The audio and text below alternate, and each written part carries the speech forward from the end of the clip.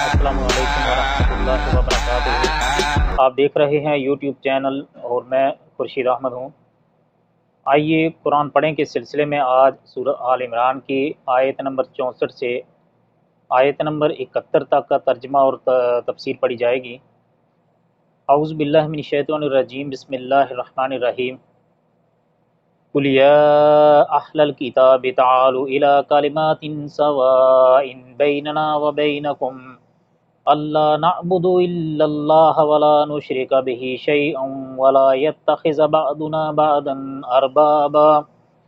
اربابا من دون اللہ فإن تولوا فقولوا اشہدوا بأننا مسلمون۔ آپ کہہ دیجئے کہ اے اہل کتاب، ایسی انصاف والی بات کی طرف آؤ جو ہم میں تم میں برابر ہے، کہ ہم اللہ تعالیٰ کے سوا کسی کی عبادت نہ کریں، نہ اس کے ساتھ کسی کو شریک بنائیں، نہ اللہ تعالیٰ کو چھوڑ کر آپس میں ایک دوسرے کو ہی رب بنائیں۔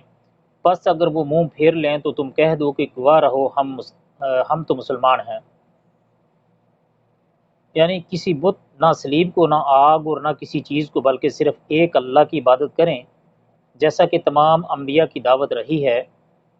یہ ایک تو اس بات کی طرف اشارہ ہے کہ تم نے حضرت مسیح اور حضرت عزیر علیہ السلام کی ربوبیت، رب ہونے کا جو عقیدہ گڑ رکھا ہے، یہ غلط ہے۔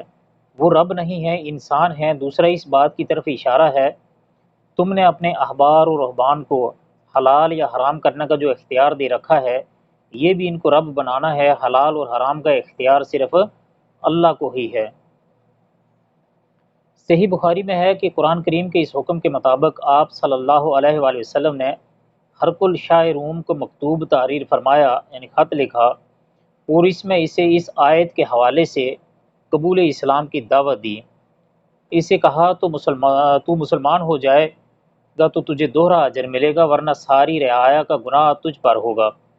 اسلام قبول کر لے، سلامتی میں رہے گا، کیونکہ رعایا کا عدم قبول اسلام کا سبب تو ہی ہوگا۔ اس آیت مذکورہ میں 3 نکات، یعنی صرف اللہ کی عبادت کرنا، اس کے ساتھ کسی کو شریک نہ ٹھہرانا، اور کسی کو شریعت سازی کا خدائی مقام نہ دینا۔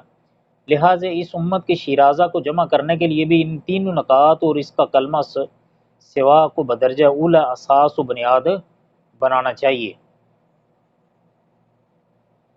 یا اہل الکتاب لما تحاجون فی ابراہیم وما انزلت التوراۃ والانجیل الا من بعدہ افلا تعقلون۔ اے اہل کتاب، تم ابراہیم کی بابت جھگڑتے ہو، حالانکہ تورات اور انجیل تو ان کے بعد نازل کی گئیں، کیا تم پھر بھی نہیں سمجھتے؟ یعنی حضرت ابراہیم علیہ السلام کے بارے میں جھگڑنے کا مطلب یہ ہے کہ یہودی اور عیسائی دونوں دعویٰ کرتے تھے کہ حضرت ابراہیم علیہ السلام ان کے دین پر تھے، حالانکہ تورات جس پر یہودی ایمان رکھتے تھے اور انجیل جسے عیسائی مانتے تھے، دونوں حضرت ابراہیم اور موسیٰ علیہ السلام کے سینکڑوں برس بعد نازل ہوئیں۔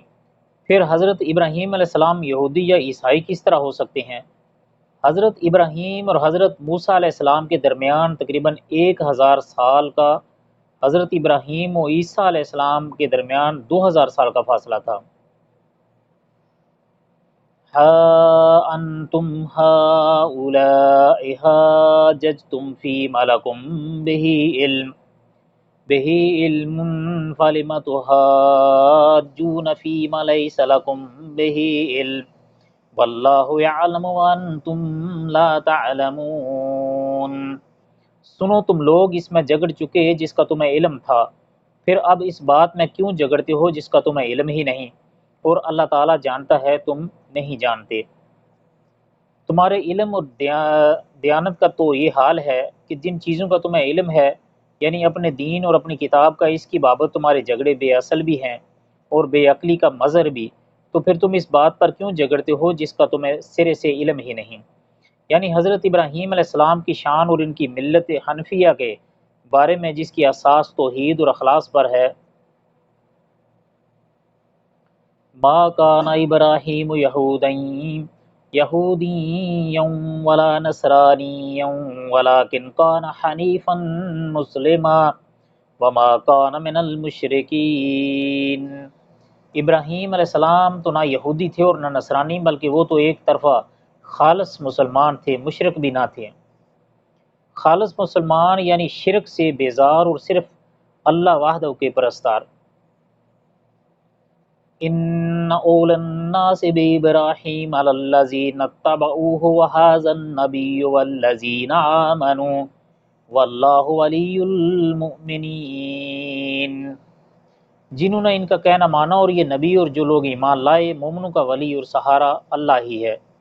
اسی لیے قرآن کریم میں نبی کریم صلی اللہ علیہ وسلم کو ملت ابراہیمی کا اتباع کرنے کا حکم دیا گیا ہے۔ علاوہ ازیں حدیث میں ہے، رسول اللہ صلی اللہ علیہ وسلم نے فرمایا، ہر نبی کے نبیوں میں سے دوست ہوتے ہیں، میرے ولی یعنی دوست ان میں سے میرے باپ اور میرے رب کے خلیل ابراہیم علیہ السلام ہیں۔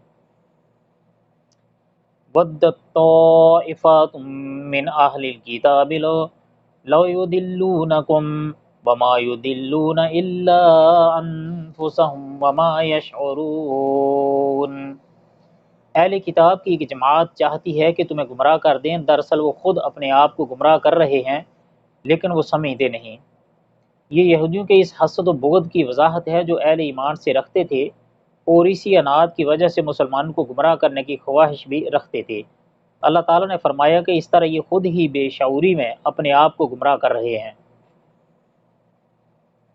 یا اہل الکتاب لم تکفرون بآیات اللہ وانتم تشہدون۔ اہل کتاب، تم باوجود قائل ہونے کے پھر بھی دانستہ اللہ کی آیات کا کیوں کفر کر رہے ہو؟ قائل ہونے کا مطلب ہے کہ تمہیں نبی کریم صلی اللہ علیہ وسلم کی صداقت و حقانیت کا علم ہے۔ یا اہل الکتاب لم تلبسون الحق بالباطل وتکتمون الحق وانتم تعلمون۔ اے اہل کتاب، باوجود جاننے کے حق کو باطل کو کیوں خلط ملط کر رہے ہو اور کیوں حق کو چھپا رہے ہو؟ اس میں یہودیوں کے دو بڑے جرائم کی نشاندہی کر کے انہیں ان سے باز رہنے کی تلقین کی جا رہی ہے۔ پہلا جرم حق کو باطل اور سچ اور جھوٹ کو خلط ملط کرنا تاکہ لوگوں پر حق اور باطل واضح نہ ہو سکے۔ دوسرا حق کو چھپانا، یعنی نبی کریم صلی اللہ علیہ وآلہ وسلم کے جو اوصاف تورات میں لکھے ہوئے تھے انہیں لوگوں سے چھپانا تاکہ نبی صلی اللہ علیہ وآلہ وسلم کی صداقت کم از کم اس اعتبار سے نمایاں نہ ہو سکے، اور یہ دونوں جرم جان بوجھ کر کرتے تھے، جس سے ان کی بدبختی دو چند ہو گئی تھی۔ ان کے جرائم کی نشاندہی سورہ بقرہ میں بھی کی گئی ہے۔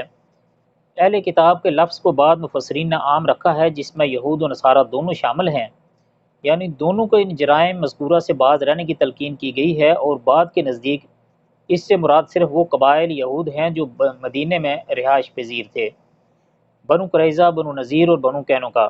زیادہ صحیح بات یہی معلوم ہوتی ہے کیونکہ مسلمانوں کا براہ راست انہی سے معاملہ تھا اور یہی نبی صلی اللہ علیہ وآلہ وسلم کی مخالفت میں پیش تھے۔